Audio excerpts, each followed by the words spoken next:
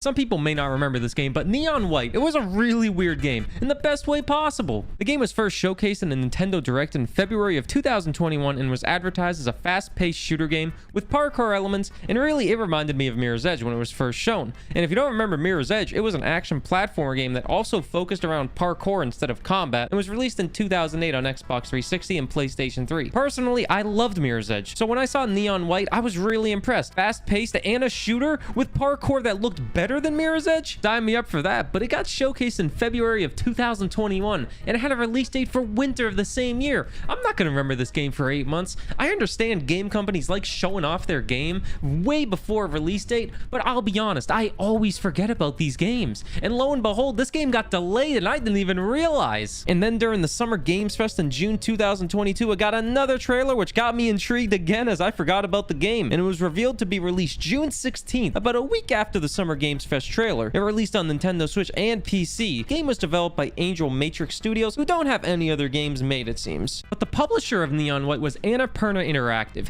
and that's another reason why the game intrigued me. I've played a couple games by Annapurna Interactive, like What Remains of Edith Finch, and they've always been a great time, so I have high respect for this publishing company. So fast-paced movement shooter and a great publisher, how is this game weird? Trust me, we're gonna get to how weird this game is. Not that weird. But first we're gonna talk about the core mechanic of the game and how much fun it really is. So you play as Neon White, who's voiced by the legendary Steve Bloom, who's an assassin picked from hell to compete with other demon slayers for a chance to live in heaven permanently. The game has 12 chapters total, and each chapter has about 10 missions or so. Every mission has you speedrun through a course and pick up soul cards, which act as different types of guns, and if you discard the soul cards, you get a really sick parkour move. Every card has a different move it performs if you discard it. Every new chapter also seems to add a new movement ability for you to master, so you're always learning new things. Every level in the game, you earn medals for completing it in a certain amount of time, and every time you achieve at least a gold medal, you go up one neon rank. And once a mission is fully complete, you need a certain neon rank to access the next mission. Personally, I never had a problem with that, as the neon ranks are really easy to get. In my entire playthrough, I only achieved about 4 silver medals, mostly towards the end game. The medal ranks are silver, gold, and ace. I'm pretty sure there's a bronze rank as well, but I don't think I ever got it throughout the entire game. But there's also one more secret rank you can achieve that doesn't really serve you any benefit.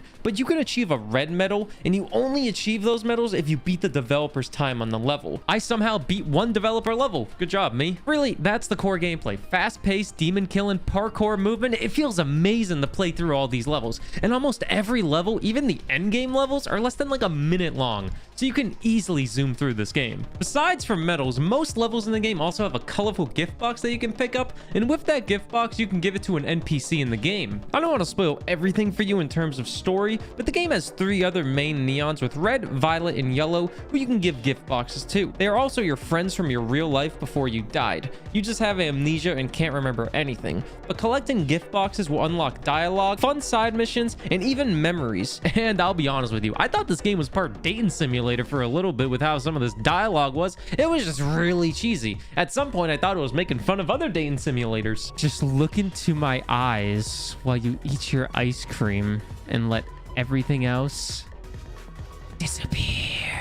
I didn't pay much attention to it by the end of the game, I'll be honest. I really just love the speedrunning aspect. And besides for those other neons, you also give gifts to 2 cats named Mikey and Raz. These gifts seem to only unlock dialogue and random items that you can't seem to do anything with. Collecting all the gifts is more for a completionist, as it does unlock a good ending for the game if you collect them all. But really, after a certain amount of time, it got a little tedious and I was fine with a bad ending. Hey, this is me editing the video, and I actually went back and 100%ed this game. And the good ending does give you a bonus memory, and it allows you to unlock a harder difficulty and some bonus content. It only took me about 20 hours total to 100% the game, but I thought I'd let you know I did go back and do it, and it was worth it, I guess. All right, back to the video. So that's the core gameplay, story, and characters, but is there anything outside of that? Because you can easily ignore all the gifts, trying to ace every single level, and the dialogue, and you can beat the game really fast. So does this game have any replayability? And no, not really. Once you beat the game, you unlock rush levels for White and any side character you've collected every single gift for,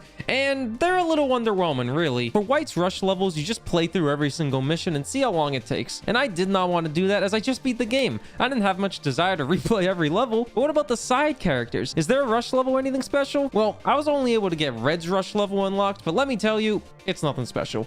I thought it was going to be some new quirky levels where I could play as Red, But remember those side quests for given gifts? Yeah, the rush levels were just a compilation of every single side quest in her story, which has the same effect as White's rush level. I just beat all those side quests when collecting those gifts, so I didn't have much desire to beat them again. I assume the yellow and violet neon have the exact same rush levels as red. Besides for the neons, you can clearly see the two cats from the story having rush levels as well. This is another editor's note. After 100% in the game, there's only one rush level for a cat, and the only difference is you have to use one soul card through 96 levels, which I guess is okay, but nothing too interesting. I viewed those rush levels as a disappointment, really. They had a heaven and hell mode for them, but I assume the hell mode just gave you a time limit and a certain amount of lives. Not really good for replayability. And that side content isn't the only negative thing about the game. Like I said, the game is weird, and the story was just a little bland for me. The levels, I love the levels in the gameplay, let me say that. Those were so fun. But the story just got a little boring, and the dialogue was only subpar. It was delivered beautifully by the voice actors, but after a few chapters, I just kind of lost interest. Another negative related to dialogue is when you give gifts and your reward ends up being dialogue, all the voice acting just goes away and you're stuck reading a lot of text on something you probably don't care about. Luckily, they do have a fast forward option that I used quite a bit, but I wasn't expecting the voice acting to just go away. Maybe that's something they do in dating simulators. I don't know. I never played one. What else can I say? I genuinely did enjoy this game. I can see a few people being nervous to buy this game for $30 US with how fast the story can be and the lack of side content outside of the story, but I'm happy with the purchase. The core gameplay is some of the most satisfying and addicting movement I've ever played in the video game. It knocks Mirror's Edge out of the water with its pace, and almost 100 levels help justify the purchase. Not a lot of content outside of the missions, but the side quests for every other Neon are pretty fun. The main story's great in terms of levels, it just has a few negatives bringing it down, but most games do. If you love some fast-paced action, quick thinking, speedrunning, really, I could not recommend this game enough. Some dialogue got really weird, and I guess some would say it was cringe, but I can easily look past that and see that the devs were probably not as focused as much on the dialogue as they were more focused on delivering a satisfying game and experience, which they achieved. Thanks for watching, and huge shout out to all the people who support me on Patreon. Really, thank you. I stream 5 days a week, and sometimes it's hard to balance life, YouTube, and Twitch all in one as I'm just one guy, but I'm doing my best. Thank you for supporting, and I'll see you next time.